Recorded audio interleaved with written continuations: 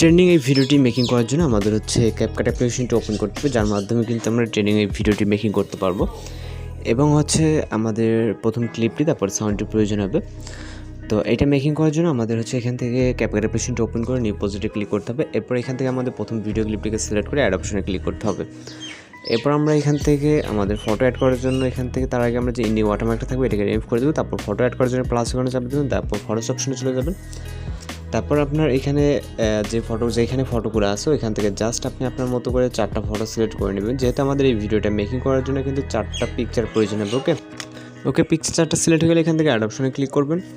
এরপর আমাদের ফরম্যাট অনুযায়ী পিকচারগুলোকে এভাবে ফুল স্ক্রিন করে নিতে হবে। ওকে 4টা পিকচারে কিন্তু আমাদেরকে ফুল স্ক্রিন করে নিতে হবে এইভাবে। তো ফুল স্ক্রিন হয়ে গেলে আমরা চাইলে লেফট বা রাইট সাইডে নিতে পারবো এগুলোকে। এবং হচ্ছে আমরা এখান থেকে একটা মিউজিক অ্যাড করবো, এর জন্য অ্যারোতে ক্লিক করবো, তারপর এক্সট্রাক্টেডে এরপর মিউজিকটাকে সিলেক্ট করবে, তারপর ইম্পোর্ট সাউন্ড অনলিতে ক্লিক করবেন এখান থেকে। এবার হচ্ছে আমাদের এইখানে যে অ্যানিমেশন অ্যাড করতে হবে ফটোতে, এর জন্য প্রথম পিকচার ক্লিক করবেন। ক্লিক করার পর এখান থেকে আমরা স্টাইল অপশনে চলে যাবো। স্টাইলে যাওয়ার পর এখান থেকে ক্যামেরা শেকটাকে সিলেক্ট করবো। ওকে তারপর এখান থেকে আমাদের 100% পর্যন্ত জেনারেটিং হবে। 100% হলে আমাদের পিকচারটা কমপ্লিট হয়ে যাবে। তো এখান থেকে প্রত্যেকটাতে আমাদের ক্যামেরা শেকটাকে সিলেক্ট করতে হবে। এখান থেকে আপনার কিন্তু ইফেক্ট না, যারা হয়তো ভিডিওটি স্কিপ করবেন নতুন ইউজার তাদের কিন্তু সমস্যা হতে পারে। আমি আপনাদেরকে আবার দেখিয়ে দিই। এখানে পিকচার ক্লিক করবেন, তারপর এখান থেকে নিচে অপশনগুলো আসবে, এখান থেকে স্টাইলে চলে যাবেন। যাওয়ার পর ক্যামেরা শেকে ক্লিক করবেন। ওকে তো ক্যামেরা শেকে ক্লিক করার পর এখান থেকে আপনার জাস্ট কয়েক সেকেন্ড একটু লোডিং নেবেন। নেটটা যত স্লো ততটা কিন্তু লেট হবে। আপনি দেখতে পাচ্ছেন আমাদের কিন্তু খুব দ্রুত হয়ে যাচ্ছে, নেট স্লো হলে একটু লেট হবে আর কি। তো এখান থেকে হয়ে গেলে টিক অপশনে ক্লিক করবেন। এরপর ফটো ডিউরেশন অ্যাডজাস্ট করতে হবে, এর জন্য 2.4-এ ফটো ডিউরেশনগুলোকে অ্যাডজাস্ট করে নিতে হবে। এখান থেকে প্রত্যেকটা পিকচার 2.4 করে দিতে হবে।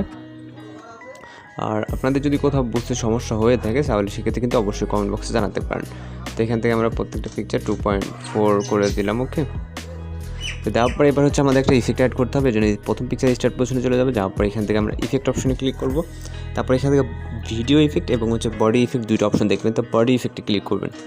ক্লিক করার পর এখান থেকে ট্রেন্ডিং ক্যাটাগরি থেকে ইলেকট্রিক লাইটটাকে সিলেক্ট করবেন। ওকে এখান থেকে ইলেকট্রিক লাইট সিলেক্ট করার পর টিক অপশনে ক্লিক করবেন। এরপর হচ্ছে প্রথম পিকচার অবধি রাখবেন। তারপর এটাকে কপি করবেন, কপি করার পর দ্বিতীয় পিকচার, তারপর তৃতীয় পিকচার এবং লাস্ট পিকচার অবধি, মানে যেটা যতটুকু আপনার প্রয়োজন ততটুকু দিয়ে দেবেন। তো ফাইনালি আমরা এখন চাইলে ভিডিওটাকে প্লে করে দেখতে পারি। সাউন্ডটাকে হাইড করে দিচ্ছি কপিরাইট সমস্যার কারণে।